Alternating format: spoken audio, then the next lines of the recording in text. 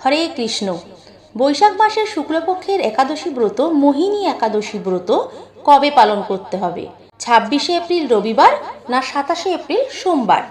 হিন্দু পুরাণ অনুযায়ী সমুদ্র মন্থনের সময় যখন অমৃত উঠে এসেছিল, তখন দেবতা ও অসুরদের মধ্যে সেই অমৃত নিয়ে বিবাদ শুরু হয়ে গিয়েছিল।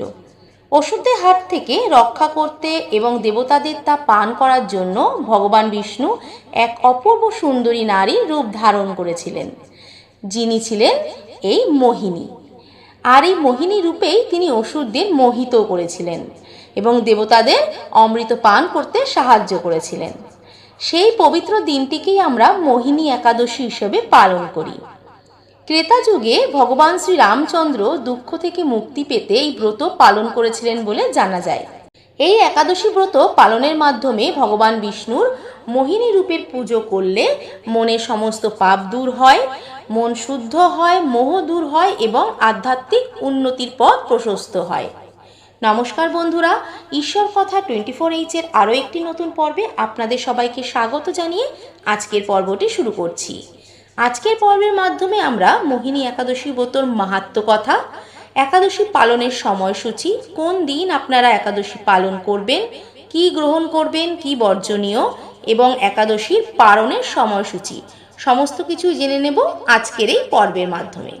এই বৈশাখ মাস ভগবানের খুব প্রিয় মাসের মধ্যে একটি অন্যতম মাস। এই মাসেই ভগবান মোহিনী রূপ ধারণ করেছিলেন। আবার এই মাসেই তুলসী মহারানী তথা তুলসী বৃক্ষে জল প্রদান এবং তুলসীর সেবা করার বিশেষ মাহাত্ম্য রয়েছে। আর এই মোহিনী একাদশী ব্রত হল বৈশাখ মাসের শুক্লপক্ষের একাদশী ব্রত। পঞ্জিকা অনুযায়ী 2026 সালে মোহিনী একাদশী ব্রত অর্থাৎ ব্রতর উপবাস পালন করতে হবে 27শে এপ্রিল 2026 বাংলার 13ই বৈশাখ 1433 বঙ্গাব্দ সোমবার। একাদশী তিথি শুরু হবে 26শে এপ্রিল 2026 বাংলার 12ই বৈশাখ 1433 বঙ্গাব্দ রবিবার সন্ধ্যে 6:06 থেকে। আর একাদশী তিথি সমাপ্ত হবে 27শে এপ্রিল 2026 বাংলার 13ই বৈশাখ 1433 বঙ্গাব্দ সোমবার সন্ধ্যে 6:51। পারণ ছাড়া একাদশী ব্রত পুরোটাই অসম্পূর্ণ। পারণ একাদশী ব্রতের পর দিন অর্থাৎ দ্বাদশীর দিনে একটি নির্দিষ্ট সময়ের মধ্যে সম্পন্ন করতে হয়। বৈশাখ মাসের মোহিনী একাদশী ব্রতের পারণের সময় রয়েছে 28শে এপ্রিল 2026 বাংলার 14ই বৈশাখ 1433 বঙ্গাব্দ মঙ্গলবার সকাল 5:43 থেকে সকাল 8:21 মধ্যে আপনাদের পারণ প্রক্রিয়া সম্পন্ন করতে হবে। এই সময়ের মধ্যে তুলসীপত্র সহযোগে ভগবানকে পঞ্চরবিশস্য ভোগ আদি দিয়ে ব্যঞ্জন সাধ্যমতো রন্ধন করে তা নিবেদন করতে হয় এবং একাদশীর ফল ভগবানের শ্রীচরণে সমর্পণ করতে হয়। সেই সময় একাদশীর পারণ মন্ত্র 3 বার উচ্চারণ অবশ্যই আপনারা করবেন। একাদশীর পারণ মন্ত্র রয়েছে ওং অজ্ঞান তিমিরন্ধস্য ব্রতেনান কেশব প্রসিদ সম্মুখনাত জ্ঞান দৃষ্টি প্রদভব। তারপর সেই পঞ্চরবি শস্য ভোগ হিসাবে আপনারা পাবেন এবং সম্পূর্ণরূপে একাদশী ব্রত সমাপন করতে পারবেন। এই মোহিনী একাদশীর দিন আপনারা কি গ্রহণ করবেন আর কি বর্জনীয়? একাদশীতে সকল প্রকার রবিশস্য বর্জনীয়। একাদশীতে নির্জল উপবাস করা সর্বোত্তম। যাদের পক্ষে নির্জল উপবাস করা সম্ভব নয়, তারা জল ফলমূল আদি গ্রহণ করে একাদশীর উপবাস করতে পারেন। একাদশীতে যেগুলো আপনারা গ্রহণ করবেন, একাদশীর দিন আপনারা ফল, জল, কাজু বাদাম, কাঠবাদাম, মিষ্টি আলু, মিষ্টি কুমড়ো, আলু কুমড়োর সবজি, সাবুদানা, সাবুদানার পায়েস, সাবুদানার খিচুড়ি, এই সমস্ত কিছুই আপনারা গ্রহণ করতে পারেন। তবে এক্ষেত্রে আপনারা যখন কোনো সবজি রান্না করবেন তখন বিশুদ্ধ ঘি বা সূর্যমুখী তেল ব্যবহার করবেন। যেহেতু একাদশীতে সকল প্রকার রবিশস্য বর্জনীয়, তাই সেক্ষেত্রে আপনারা ছোলা, কিউন, শ্যামা চাল এই কোনো কিছুই গ্রহণ করতে পারবেন না। একাদশীতে আপনারা যেগুলো করবেন, এদিন আপনারা অবশ্যই গীতা পাঠ করবেন, শ্রীমদ্ ভগবদ্ গীতার একটি অধ্যায় অবশ্যই পাঠ করার চেষ্টা করবেন। এছাড়াও বেশি বেশি করে ভগবানের নাম গান করবেন, হরিনাম সংকীর্তন করবেন, ভগবানের নাম জপ করবেন, তুলসীকে জলদান করবেন, তুলসীর পরিক্রমা করবেন, ভগবানের মঙ্গল আরতি করবেন। এই সমস্ত কিছুই আপনারা এই দিন করতে পারেন। এছাড়াও এই বৈশাখ মাস তুলসী মহারানীকে জলদানের মাস, তাই এই মাসে আপনারা অবশ্যই তুলসী মহারানীকে প্রতিদিন জল দান করবেন। এছাড়াও এই দিন রাত্রি জাগরণ করলে অশ্বমেধ যজ্ঞের ফল লাভ করা যায় বলে মনে করা হয়। এবার আমরা মোহিনী একাদশী ব্রত কথা সম্পর্কে জেনে নেব। কুর্ম পুরাণে বৈশাখ মাসের মোহিনী একাদশী ব্রত মাহাত্ম্য কথা বর্ণনা করা রয়েছে। মহারাজ যুধিষ্ঠির বললেন, হে জনার্দন, বৈশাখ মাসের শুক্লপক্ষে একাদশীর কি নাম, কি ফল, কি বিধি, এই সকল কথা আমার নিকট বর্ণনা করুন। উত্তরে ভগবান শ্রীকৃষ্ণ বললেন, হে ধর্মপুত্র, আপনি আমাকে যে প্রশ্ন করেছেন, পূর্বে শ্রীরামচন্দ্র বশিষ্ঠর কাছে একই প্রশ্ন করেছিলেন। তিনি জিজ্ঞাসা করেছিলেন, হে মুনিবর, আমি জনকনন্দিনী সীতার বিরহজনিত কারণে বহু দুঃখ পাচ্ছি, তাই একটি উত্তম ব্রতের কথা আমাকে বলুন, যার দ্বারা সর্বপাপ ক্ষয় ও সর্বদুঃখ বিনষ্ট হয়। এই কথা শুনে বশিষ্ঠদেব বললেন, হে রামচন্দ্র, তুমি উত্তম প্রশ্ন করেছ। যদিও তোমার নাম গ্রহণেই মানুষ পবিত্র হয়ে থাকে, তবুও লোকের মঙ্গলের জন্য তোমার কাছে সর্বশ্রেষ্ঠ ও পরম পবিত্র একটি ব্রতের কথা বলছি। বৈশাখ মাসের শুক্লপক্ষে একাদশী মোহিনী নামে প্রসিদ্ধা, তাই মানুষের উচিত সকল পাপ ক্ষয়কারী ও সর্বদুঃখ বিনাশিনী এই একাদশী ব্রত পালন করা। একাগ্র চিত্তে তার মহিমা তুমি শ্রবণ করো।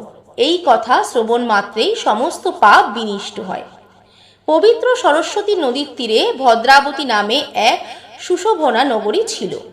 চন্দ্রবংশজাত ধীতিমান নামে এক রাজা সেখানে রাজত্ব করতেন। সেই নগরীতে ধনপাল নামে এক বৈশ্য বাস করতেন। তিনি ছিলেন পুণ্যকর্মা সমৃদ্ধশালী এক ব্যক্তি। তিনি নলকূপ, জলাশয়, উদ্যান, মঠ ও গৃহ পবিত্র নির্মাণ করে যেতেন। তিনি ছিলেন বিষ্ণু ভক্তিপরায়ণ ও শান্ত প্রকৃতি মানুষ। সুমনা, দ্যুতিমান, মেধাবী, সুকৃতি ও ধৃষ্টবুদ্ধি নামে তার 5 জন পুত্র ছিল। পঞ্চম পুত্র ধৃষ্টবুদ্ধি ছিল অতি দুরাচারী। সে সর্বদা পাপ কার্যে লিপ্ত থাকত। পরস্ত্রী, সঙ্গী, বেশ্যাসক্ত, লম্পট ও দ্রুত ক্রিয়া প্রভৃতি পাপে সে অত্যন্ত আসক্ত ছিল। দেবতা, ব্রাহ্মণ ও পিতামাতার সেবায় তার একেবারেই মতি ছিল না। সে অন্যায় কার্যে রত, দুষ্ট স্বভাব ও পিতৃধন ক্ষয়কারক ছিল। সবসময় সে অভক্ষ ভক্ষণ ও সুরাপানে মত্ত থাকত। পিতা ধনপাল একদিন পথ চলছিলেন। হঠাৎ তিনি দেখতে পেলেন ধৃষ্টবুদ্ধি এক বেশ্যার গলায় হাত রেখে নিঃসংকোচে ঘুরে বেড়াচ্ছে। তার নির্লজ্জ পুত্রকে এইভাবে চৌরাস্তায় ভ্রমণ করতে দেখে তিনি অত্যন্ত মর্মাহত হলেন। এই কুস্বভাব দর্শনে ক্রুদ্ধ হয়ে তিনি তাকে গৃহ থেকে বের করে দিলেন। তার আত্মীয় স্বজনও তাকে পরিত্যাগ করল। সে তখন নিজের অলঙ্কার আদি বিক্রি করে জীবন অতিবাহিত করত। কিছুদিন এইভাবে চলার পর অর্থাভাব দেখা দিল। ধনহীন দেখে সেই বেশ্যাগণও তাকে পরিত্যাগ করল। অন্নবস্ত্রহীন ধৃষ্টবুদ্ধি ক্ষুধা তৃষ্ণায় অত্যন্ত কাতর হয়ে পড়ল। অবশেষে নিজের গ্রামে সে চুরি করতে শুরু করল। একদিন রাজপ্রহরী তাকে ধরে বন্দি করল, কিন্তু পিতার সম্মানার্থে তাকে মুক্ত করে দিল। এভাবেই বার কয়েক সে ধরাও পড়ল ও ছাড়াও পেল, কিন্তু তবুও সে চুরি করা বন্ধ করল না। তখন রাজা তাকে কারাগারে বন্ধ করে রাখলেন। বিচারে সে কষাঘাত দণ্ডভোগ করল। কারাভোগের পর অনন্য উপায় ধৃষ্টবুদ্ধি বনে প্রবেশ করল। সেখানে সে পশু পাখি বধ করে তাদের মাংস ভক্ষণ করে অতি দুঃখে পাপময় জীবনযাপন করতে লাগলো। দুষ্কর্মের ফলে কেউ কখনোই সুখী হতে পারে না, সেটাই হলো। তাই ধৃতবুদ্ধি দিবারাত্রি দুঃখ শোকে জর্জরিত হলো। এভাবে অনেক দিন অতিবাহিত হলো। কোন পুণ্য ফলে সহসা একদিন সে কৌণ্ডিন্য ঋষির আশ্রমে উপস্থিত হলো। বৈশাখ মাসে ঋষিবর গঙ্গা স্নান করে আশ্রমের দিকে প্রত্যাবর্তন করছিল। শোকাকুল ধৃষ্টবুদ্ধি তার সম্মুখে উপস্থিত হলো। ঘটনাক্রমে ঋষির বস্ত্র হতে এক বিন্দু জল তার গায়ে পড়ল। সেই জলস্পর্শে তার সমস্ত পাপ দূর হলো। হঠাৎ তার শুভবুদ্ধির উদয় হলো। হরে কৃষ্ণ। ঋষির সামনে সে কীর্তাঞ্জলি পুটে প্রার্থনা করতে লাগলো, হে ঋষি শ্রেষ্ঠ, যে পুণ্য প্রভাবে আমি এই ভীষণ দুঃখ যন্ত্রণা থেকে মুক্তি লাভ করতে পারি তা কৃপা করে আমাকে বলুন। ঋষিবর বললেন, বৈশাখ মাসের শুক্লপক্ষে মোহিনী নামে যে প্রসিদ্ধ একাদশী রয়েছে, তুমি সেই ব্রত পালন করো। এই ব্রতের ফলে মানুষের বহু জন্মার্জিত পর্বত প্রমাণ পাপ রাশিও ক্ষয় হয়ে যায়। মহামুনি বশিষ্ঠ বললেন, কৌণ্ডিল্য ঋষির উপদেশ শ্রবণ করে প্রসন্ন চিত্তে ধৃষ্টবুদ্ধি সেই ব্রত পালন করলেন। হে মহারাজ রামচন্দ্র, এই ব্রত পালনে সে নিষ্পাপ হল, দিব্য দেহ লাভ করল, অবশেষে গরুড়ে আরোহণ করে সকল প্রকার উপদ্রব্যহীন বৈকুণ্ঠ ধামে গমন করল। হরি বল। হে রাজন, ত্রিলোকে মোহিনী ব্রত থেকে আর শ্রেষ্ঠ ব্রত নেই।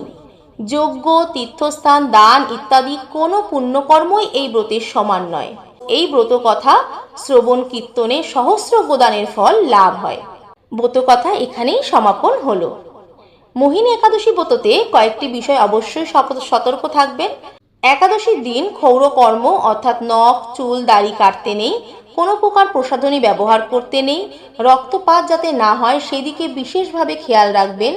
কোনো রকম নেশার বস্তু ও যার অন্তর্গত যেমন চা, কফি, পান, বিড়ি, সিগারেট এগুলো ভুলেও আপনারা মুখে তুলবেন না, তাতে শ্রীহরি রুষ্ট হন এবং ব্রত ভঙ্গ হয়। আজকের মতন এই পর্যন্তই। যদি আমার ভিডিওটি ভালো লেগে থাকে তাহলে লাইক, কমেন্ট, শেয়ার ও সাবস্ক্রাইব করে পাশে থাকা বেল আইকনটি প্রেস করার অনুরোধ রইল, যাতে আমার সকল ভিডিও নোটিফিকেশন আপনারা খুব সহজেই পেয়ে যেতে পারেন। আপনারা সবাই নিষ্ঠা ভরে মোহিনী একাদশী ব্রত পালন করুন। ভগবান শ্রী বিষ্ণু আপনাদের সবার মঙ্গল করুক। জয় মোহিনী একাদশীর জয়। জয় শ্রীকৃষ্ণ। রাধে রাধে।